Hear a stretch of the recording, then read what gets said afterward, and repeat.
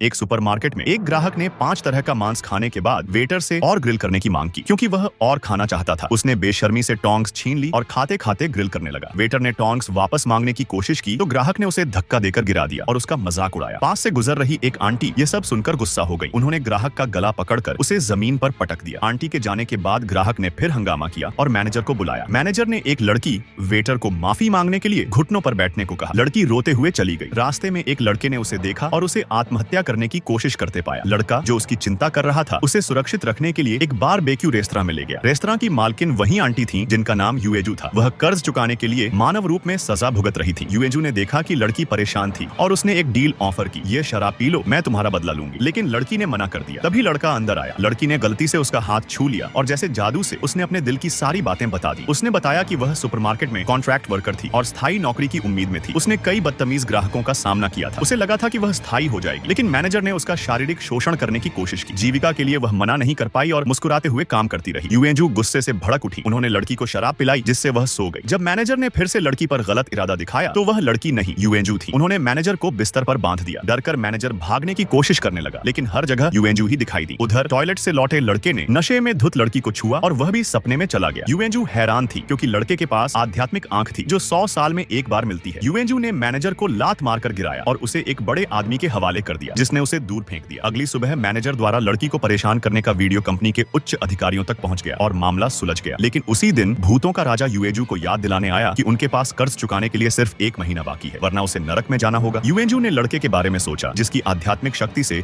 लोगों की इच्छाएं जानना आसान हो सकता था। युएजू ने लड़के की प्रेम की इच्छा को सपने में पूरा किया और एक अनुबंध पेश किया। मेरे लिए 1 महीने काम करो, मैं तुम्हारी हर इच्छा पूरी करूंगी। लेकिन लड़का अपनी आध्यात्मिक आंख बंद करना चाहता था क्योंकि युएजू के साथ काम करने से यह शक्ति और बढ़ेगी। उसने मना कर दिया। अगले दिन युएजू ने उसे परेशान करना शुरू कर दिया। उन्होंने उसे आंटियों के एक समूह में धकेल दिया जो उसे अपने पति और सास की शिकायतें सुनाने लगी। पागल होकर लड़के ने युएजू से कहा कि वह एक इच्छा पूरी करके देखेगा। उसी दिन पहला ग्राहक आया।